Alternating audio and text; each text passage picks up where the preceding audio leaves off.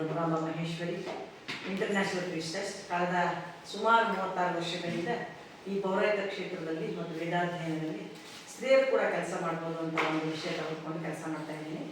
So ಹಾಗಾಗಿ ನಾನು ಈ ದಿನ ತಮ್ಮ ಮುಂದೆ ನಿಂತ್ಕೊಂಡಿರೋ ಉದ್ದೇಶ ಏನಪ್ಪ ಅಂತ ಹೇಳಿದ್ರೆ, ನಮ್ಮ ಈ ಹಲಗೂರಿನ ಒಂದು ಹೋಬಳಿ ಒಂದು ಪ್ರದೇಶದಲ್ಲಿ ಒಂದು ವಿದ್ಯಾಧಾರೆ ಎನ್ನುವ ಶಾಲೆಯ ಪ್ರಾರಂಭವಾಗಬೇಕಾದ 3 ವರ್ಷಗಳಾಗಿದೆ. ಆದರೂ ಕೂಡ ಈ ವರ್ಷದ ಒಂದು ವಿಶೇಷತೆ ಪ್ರಯುಕ್ತ ಶಾಲಾ ಮಕ್ಕಳಿಗೋಸ್ಕರ ಹೊಸದಾಗಿ ಶಾಲೆಗೆ ಸೇರ್ಪಡೆ ಆಗುವಂತಹ ಅಡ್ಮಿಷನ್ ಆಗುವಂತಹ ಮಕ್ಕಳಿಗೆ ಅಕ್ಷರಾಭ್ಯಾಸ ಹಾಗೂ ಸರಸ್ವತಿ ಪೂಜೆಯ ಮೂಲಕ ಈ ಒಂದು ವರ್ಷದ ಪ್ರಾರಂಭವನ್ನು ಮಾಡ್ತಾ ಇದ್ದೀವಿ. ವಾರ್ಷಿಕ ವಿದ್ಯಾಭ್ಯಾಸವನ್ನು ಪ್ರಾರಂಭ ಮಾಡ್ತಾ ಇದ್ದೀವಿ. ಸೊ ಇದರ ಮುಖ್ಯಸ್ಥರಾಗಿ ಅಶ್ವಿನ್ ಕುಮಾರ್ ಹಾಗೂ ಶ್ವೇತಾ ಅವರು ಮುನ್ನಡೆಸ್ಕೊಂಡು ಬರ್ತಾ ಇದ್ದಾರೆ.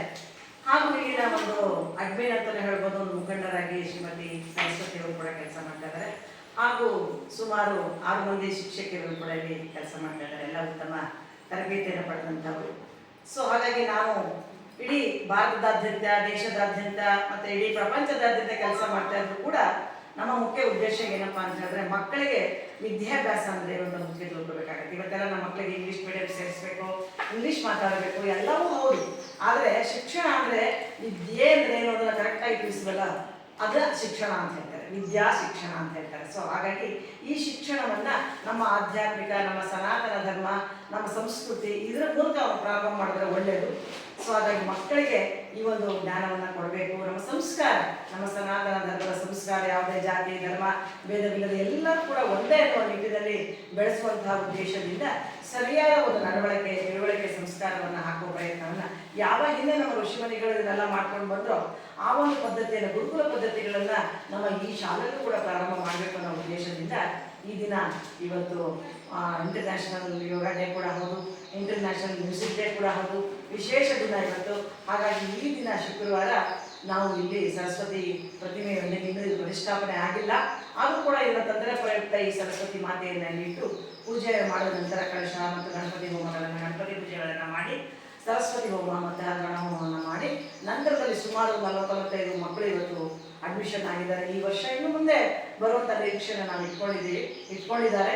ಸೊ ಹಾಗಾಗಿ ಈ ದಿನ ಅಕ್ಷರ ಅಂದರೆ ಯಾವುದು ಕ್ಷರವಾಗದೆ ನಿರಂತರವಾಗಿ ನಮ್ಮ ಜೀವನದಲ್ಲಿ ಸದಾ ನಮಗೆ ಸುಖ, ಶಾಂತಿ, ಆನಂದ, ಜ್ಞಾನವನ್ನು ಕೊಡುತ್ತಂಥ ಆ ಪರಬ್ರಹ್ಮ ವಸ್ತುವಿನ ಹೆಸರನ್ನು, ನಾಮವನ್ನು ನಾವು ಇವತ್ತೆಲ್ಲರೂ ಬರೆಸ್ತಾ ಮಕ್ಕಳಿಗೆ ಓಂಕಾರವನ್ನು ತಿಳಿಸುವ ಮೂಲಕ ಅಕ್ಷರಾಭ್ಯಾಸವನ್ನು ಮಾಡುವಂಥ ಪ್ರಯತ್ನವನ್ನು ಮಾಡಿದ್ದೀವಿ. ಅದು ಕೂಡ ತುಂಬ ಚೆನ್ನಾಗಿ ಸಕ್ಸಸ್ಫುಲ್ ಆಗಿ ಇದುವರೆಗೂ ಕೂಡ ನಡೆದಿದೆ. ತಮ್ಮೆಲ್ಲರ ಗಮನಕ್ಕೆ ತರುವ ವಿಚಾರ ಏನಪ್ಪ ಅಂತ ಹೇಳಿದ್ರೆ, ನಮ್ಮ ಮಕ್ಕಳಿಗೆ ಬರೀ ನಾವು ಎಜುಕೇಷನ್ ಕೊಡಿಸೋದಲ್ಲ ಮುಖ್ಯ, ಅವರಿಗೆ ಸಂಸ್ಕಾರವನ್ನು ಕೊಡುವಂಥದ್ದು ಮುಖ್ಯ. ಅದರ ಪ್ರಯುಕ್ತ ಅವ್ರು ತಗೊಂಡ್ರೆ ನಿಜವಾಗ್ಲೂ ಕೂಡ ಈ ಶಾಲೆ ಆ ನಿಟ್ಟಿನಲ್ಲಿ ಕೆಲಸವನ್ನು ಮಾಡ್ತಾ ಇದೆ. ಇವತ್ತೆಲ್ಲ ನಾವು ನೋಡಿದ್ರೆ ಎಲ್ಲ ತಗೊಂಡು ಕಾನ್ವೆಂಟ್ ಹಾಕ್ತೀವಿ, ಅದೇನು ಕಲಿಸ್ತಾರೆ, ಬರೀ ಇಂಗ್ಲೀಷ್ ಚೆನ್ನಾಗಿ ಮಾತಾಡೋದು ಕಲಿಸ್ತಾರೆ. ನಡವಳಿಕೆ, ತಿಳುವಳಿಕೆ, ನಮ್ಮ ಜೀವನದ ಗುರಿ ಏನು, ಸಂಸ್ಕಾರ ಏನು, ನಮ್ಮ ಸಮಾಜಕ್ಕೆ ನಾವೇನಾಗಬೇಕು, ನಮ್ಮ ದೇಶಕ್ಕೆ ನಾವು ವ್ಯಕ್ತಿಗಳೇನಾಗಬೇಕು, ಇಡೀ ನಮ್ಮ ರಾಷ್ಟ್ರದ ಚಿಂತನೆ ಮಾಡುವಂತಹ ಕೆಲಸವನ್ನು ಮಾಡಬೇಕು. ಯಾಕೆಂದರೆ ಬೆಳೆಯುವ ಪೈರು ಮೊಳಕೆಯಲ್ಲಿ ಗಿಡವಾಗಿ ಬಗ್ಗದ್ದು ಮರವಾಗಿ ಬಗ್ಗಿದ್ದೆ ಅಂತ.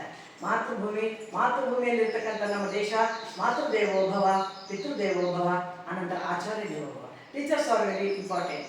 ಮತ್ತು ಯಾವ ಒಂದು ಕಮಿಟಿ ಜನ ಕೆಲಸ ಮಾಡ್ತಾರೆ, ಯಾವ ಉದ್ದೇಶದಿಂದ ಮಾಡ್ತಾರೆ, ಹಣ ಮಾಡೋದೇನ್ರಿ ಎಲ್ಲರೂ ಮಾಡ್ತಾರೆ, ಅದ್ರ ಬಗ್ಗೆ ನಾನು ಮಾತಾಡೋದು. ಆದರೆ ಹಣದ ಜೊತೆಗೆ ಮಕ್ಕಳಿಗೆ ಗುಣವನ್ನು ಬೆಳೆಸಬೇಕು, ಆ ಬೆನಿಫಿಟನ್ನು ಕೊಡುವಂಥ ಶಾಲೆ ಈ ಒಂದು ವಿದ್ಯಾಧಾರೆ ಶಾಲೆ. ಈಗ ಬೆಳೀತಾ ಇದೆ, ಅಂಥವನ್ನ ಹಂಬೆಗಾಲನ್ನ ಇರ್ತಕ್ಕಂಥ ಒಂದು ಸ್ಥಿತಿಯಲ್ಲಿ ಶಾಲೆ ಇದೆ. ಹಾಗಾಗಿ ಇನ್ನೂ ಹೆಚ್ಚು ಮುಂದುವರಿಬೇಕು, ಎಲ್ಲ ಕಡೆ ಪ್ರಚಾರ ಆಗಬೇಕು. ಮತ್ತು ನಮ್ಮ ಸಂಸ್ಕೃತಿಯನ್ನು ಉಳಿಸತಕ್ಕಂಥ ಕೆಲಸವನ್ನು ಅಶ್ವಿನ್ ಕುಮಾರ್ ಹಾಗೂ ನಮ್ಮ ಶ್ವೇತಾ ಅವರು ಮಾಡ್ಕೊಂಡು ಬರ್ತಾ ಇದ್ದಾರೆ. ಹಾಗಾಗಿ ನಾನು ಈ ಶಾಲೆಗೆ ಪ್ರಥಮವಾಗಿ ಭೇಟಿ ಕೊಟ್ಟು ನನಗೆ ಬಹಳ ಸಂತೋಷವಾಯಿತು. ಇಲ್ಲಿಯ ವಾತಾವರಣ, ಇಲ್ಲಿಯ ಟೀಚರ್ಸ್ ಆಗಲಿ, ಅಡ್ಮಿನ್ ಆಗಲಿ ಎಲ್ಲರೂ ಕೂಡ ಪ್ರತಿಯೊಬ್ಬರು ನಿಷ್ಠೆಯಿಂದ, ಶ್ರದ್ಧೆಯಿಂದ, ಪ್ರೀತಿಯಿಂದ ಕೆಲಸವನ್ನು ಮಾಡ್ತಾ ಇದ್ದಾರೆ. ಹಾಗಾಗಿ ನಿಮ್ಮ ಮಕ್ಕಳನ್ನೆಲ್ಲ ಸೇರಿಸಿ ಭಾಳ ಒಳ್ಳೆಯ ಕೆಲಸ ಮಾಡಿದ್ದಾರೆ. ಇನ್ಯಾರು ಗೊತ್ತಿಲ್ಲದವರು ಕೂಡ ಈ ಶಾಲೆ ಬಗ್ಗೆ ತಿಳಿಸಿ, ಬೆಳೆಸಿ, ಉಳಿಸಿ ನಮ್ಮ ಸಂಸ್ಕೃತದ ಗೌರವವನ್ನು ಬೆಳೆಸಬೇಕು ಅಂತ ಈ ಮೂಲಕ ತಮ್ಮೆಲ್ಲರಿಗೂ ಕೇಳ್ತಾ, ನನಗೆ ಈ ಒಂದು ಶಾಲೆಯಲ್ಲಿ ಕೆಲಸ ಮಾಡಲಿಕ್ಕೆ ಅವಕಾಶ ಮಾಡಿಕೊಟ್ಟಿದ್ದಕ್ಕಾಗಿ ತಮ್ಮೆಲ್ಲರಿಗೂ ಒಂದು ಸಲ ನಾನು ಮಾತು ಮುಗಿಸ್ತೀನಿ. ನಮಸ್ಕಾರ.